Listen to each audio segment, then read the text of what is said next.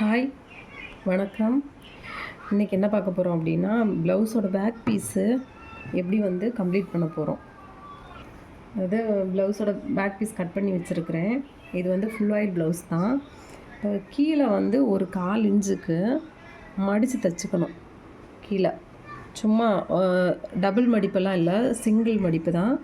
ஒரு மடிப்பு மடித்து ஒரு தையல் போட்டு வச்சுட்டு, அதுக்கப்புறம் நம்ம பேக் பீஸ் எவ்வளோ அளவுன்னு சொல்லி இங்கே மார்க் பண்ணி வச்சுருப்போம். அந்த அளவுக்கு திரும்ப ஒரு மடிப்பு மடித்து தைக்கணும். இந்த மடிப்பு ஏன் தைக்கிறோம் அப்படின்னு பார்த்தோன்னா, இது இப்படி தைக்கும்போது தான் நமக்கு அந்த பேக் பீஸ் கொஞ்சம் ஸ்டிஃபாக நிற்கும் நம்மளுக்கு. ஸோ அது ஒரு தையல் போட்டுட்டு நம்ம தைக்கும்போது இந்த ஃபினிஷிங் நல்லாயிருக்கும்.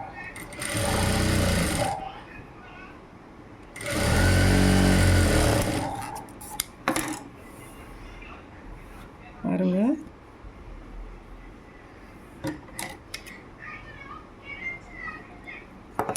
சரி. இப்போ பேக் பீஸு ஒரு தையல் போட்டு வச்சுருக்கேன். இவங்களுக்கு பேக் பீஸு 14 இன்ச்சு, ஓகேவா? இப்போ இதில் 2 டாட் பிடிக்கணும். டாட் எப்படி பிடிக்கணும் அப்படின்னா, ஷோல்டர் இங்கே இருக்கு இல்லையா, ஷோல்டர் இருக்குது. ஷோல்டருக்கு சென்டர் பாயிண்ட் எடுத்துக்கணும்.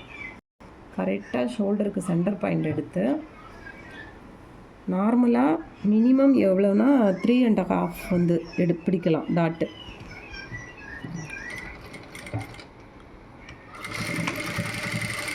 ஒரு 3.5 இன்ச்சு பிடிச்சா போதும். 3.5 இன்ச்சு 4 இன்ச்சு பிடிக்கலாம் இந்த டாட்டு.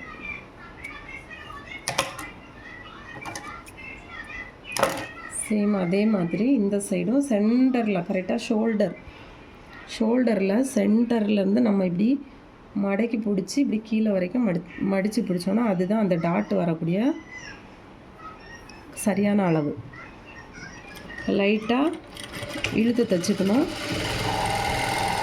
கிட்டத்தட்ட ஒரு 3.5 இன்ச்சுலேருந்து 4 இன்ச்சு வரைக்கும் இந்த சென்டர் இது பிடிச்சிக்கலாம் டாட்டு. இப்போ பார்த்திங்கன்னா இதுதான் பேக் சைடு. இனி ஃப்ரண்ட் பீஸ் ஜாயின் பண்ணிவிட்டு கழுத்து பீஸ் வச்சு ரவுண்ட் பண்ணி அடிக்கணும். இது பேக் பீஸு, ஓகேவா?